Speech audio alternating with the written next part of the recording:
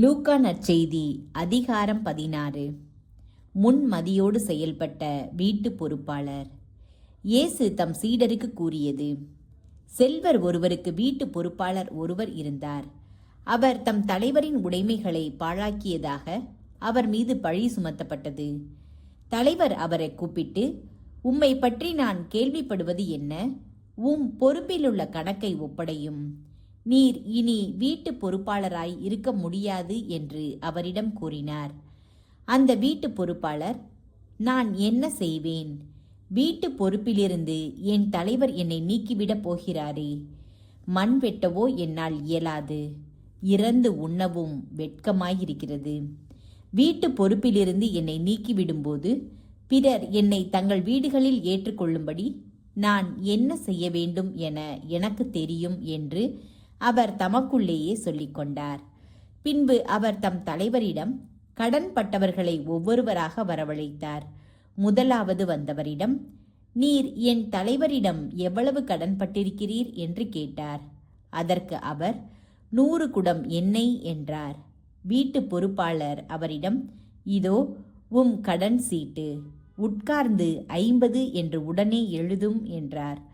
பின்பு அடுத்தவரிடம், நீர் எவ்வளவு கடன்பட்டிருக்கிறீர் என்று கேட்டார்.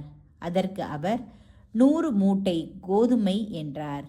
அவர், இதோ உம் கடன் சீட்டு, 80 என்று எழுதும் என்றார்.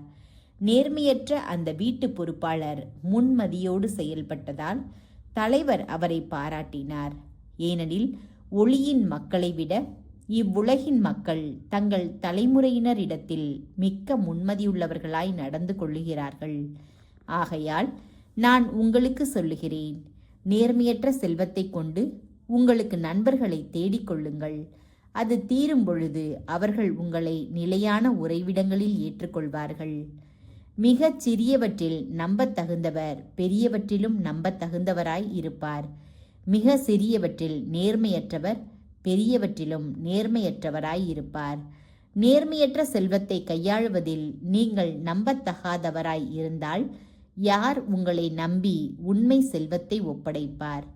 பிறருக்கு உரியவற்றை கையாளுவதில் நீங்கள் நம்பத்தகாதவர்களாய் போனால் உங்களுக்கு உரியவற்றை உங்களுக்கு கொடுப்பவர் யார்? எந்த வீட்டு வேலையாளும் 2 தலைவர்களுக்கு பணிவிடை செய்ய முடியாது. ஏனெனில் ஒருவரை வெறுத்து மற்றவரிடம் அவர் அன்பு கொள்வார், அல்லது ஒருவரை சார்ந்து கொண்டு மற்றவரை புறக்கணிப்பார்.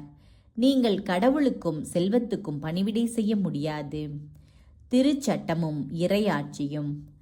பண ஆசைமிக்க பரிசேயர் இவற்றையெல்லாம் கேட்டு இயேசுவை ஏளனம் செய்தனர். அவர் அவர்களிடம் கூறியது: நீங்கள் உங்களை மக்கள் முன் நேர்மையாளராக காட்டிக்கொள்கிறீர்கள். கடவுள் உங்கள் உள்ளங்களை அறிவார். நீங்கள் உங்களை மக்கள் முன் உயர்ந்தவர்களாக காட்டிக்கொள்வது கடவுள் பார்வையில் அருவருப்பாகும். திருச்சட்டமும் இறைவாக்கினர்களும் யோவான் காலம் வரையில்தான். அது முதல் இறையாட்சி பற்றிய நற்செய்தி அறிவிக்கப்படுகிறது. யாவரும் இறையாட்சிக்குட்பட நெருக்கி அடித்து கொண்டு வருகிறார்கள். திருச்சட்டத்திலுள்ள ஓர் எழுத்தின் கொம்பு அழிவதை விட விண்ணும் மண்ணும் ஒழிவது எளிதாகும்.